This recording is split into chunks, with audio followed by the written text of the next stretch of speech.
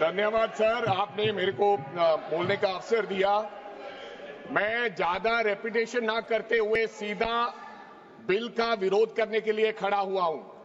मैंने आज देश के गृह मंत्री का अच्छे तरीके से भाषण सुना और उन्होंने बार बार एक ही बात को, दो तीन बातों को ज्यादा जोर दिया। एक तो उन्होंने कहा कि विरोधी दल भ्रम फैला रहे हैं, मुसलमानों के बीच डर फैला रहे हैं। ये हमने फैलाया हुआ डर नहीं है। जब देश के मुसलमान को लगा कि देश में बीजेपी में 240 संसदों में एक भी मुसलमान सांसद नहीं है, हमारे लिए जगह नहीं है, तो वो डरने लगा। जब आपने कब्रिस्तान की बात की, आपने शमशान घाट की बात की, तो वो डरने लगा। जब गोधरा हुआ, जब मुजफ्फरनगर हुआ, जब दिल्ली हुआ, जब हरियाणा मेवात में दंगे हुए, तो देश का मुसलमान डरने लगा। और फिर क्या कहा गृह मंत्री साहब ने? आज गृह मंत्री साहब ने कहा कि 2013 का बिल अगर नहीं आता, यूपीए नहीं लेकर आती, तो आज इस बिल की जरूरत नहीं थी। क्यों बिल लाए? क्योंकि आपको पता चल गया कि देश का मुसलमान हमारा साथ नहीं दे रहा। हमने हथकंडे अपना लिए, हमने आरएसएस की नीति अपना ली, हमने डंडा अपना लिया, दंगे हो गए, लेकिन मुसलमान हमारे साथ आने के लिए तैयार नहीं है।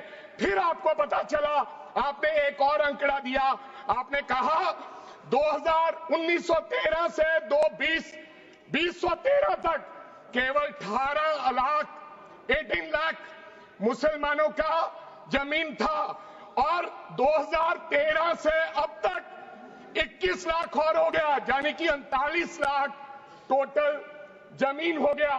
तो आपको किसी ने समझाया मुसलमान को अगर आपके बस में करना है, ये आरएसएस की नीति नहीं अपनाएगा जितनी देर आप इनकी सांस प्रणाली बंद नहीं करोगे, अगर वक्फ बोर्ड नहीं छीनोगे, अगर जमीनें नहीं छीनोगे, तब तक मुसलमान आपके सामने झुकने वाला नहीं है। जैसा आपने पंजाब में करने की कोशिश की, किसान झुका नहीं, पंजाब के लोग नहीं झुके, सिख नहीं झुके, तो आपने एमएसपी का झगड़ा आज तक डाला हुआ है कि किसान की सांस प्रणाली बंद कर दो तो पंजाब अपने आप झुक जाएगा।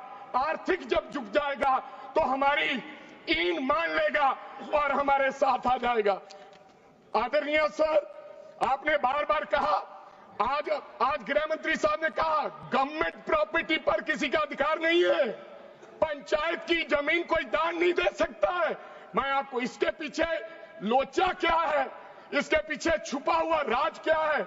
1947 में जब बंटवारा हुआ था, 47 से लेकर 1954 तक सारी प्रॉपर्टी गवर्नमेंट के नाम हो गई थी।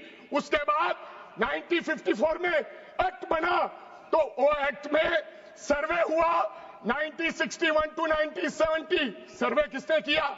कलेक्टर ने। अगर पंजाब की, हरियाणा की, हिमाचल की बात करूं तो डिविजनल कमिश्नर अंबाला बैठते थे, उन्होंने सर्वे किया, तहसीलदारों ने सर्वे किया, तो वक्फ बोर्ड को यह जमीन देने का काम किया।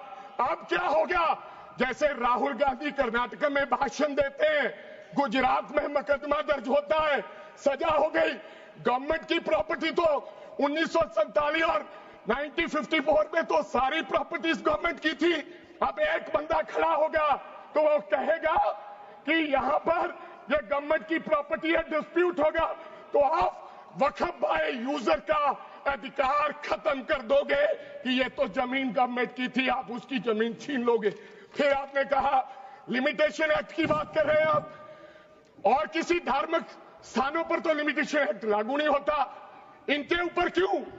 आप जानबूझकर इनको अपनी लात के नीचे से दबाना चाहते हो, इनकी छाती पर चढ़ना चाहते हो, जानबूझ के मुसलमान को मारना चाहते हो, जानबूझ के इस देश में मिनॉरिटीज को खत्म करना चाहते हो। इसको एक्सपांड करना, जानबूझ के मारना चाहते हैं मुसलमान को, it should be expand, deleted from the record. और लास्ट आपने कहा प्रैक्टिसिंग मुस्लिम, एक आपने और कंडीशन लगा दी लास्ट कि 5 साल प्रैक्टिस मुस्लिम होना चाहिए, वो दान दे सकता है।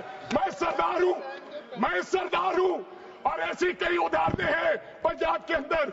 अगर किसी मुस्लिम के पास कब्रिस्तान नहीं था तो सरदारों ने अपनी जमीन देके कब्रिस्तान बनाए। ये कौन सा अधिकार है कि मैं किसी को चीज दान देना चाहता हूं? और इसको कौन बताएगा? रिजू साहब ये बताएंगे कि ये प्रैक्टिसिंग मुस्लिम है या नहीं है? ये सरासर अन्याय है। कल को श्रोमणी गुरुद्वारा प्रबंधक कमेटी 1925 का सिखों का जो एक्ट है, आप उसमें भी संशोधन करेंगे? आपको लगता है पहले मुस्लिम मारेंगे, फिर सिख मारेंगे, फिर क्रिश्चियन मारेंगे? ये आपकी सोच है और मैं बिल का विरोध करता हूं।